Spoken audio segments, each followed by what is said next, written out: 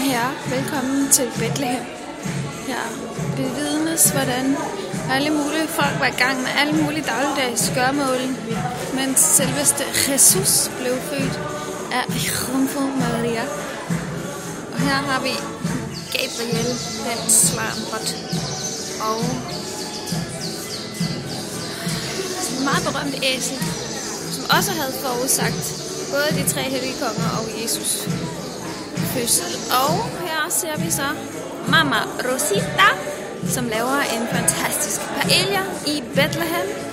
Hun har også lavet den meget berømte kidneybønneret med blodpølse, fordi hun ved, at de hellige tre konger kommer lige derhen.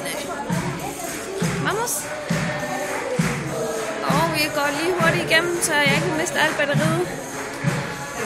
Så ser vi ægte indfødte og masser af englebasser. Musikanter. En masse. De donde es Jesus. Her er så en påmindelse om, at man skal være god ved de fattige. Og lad det være de sidste ord herfra.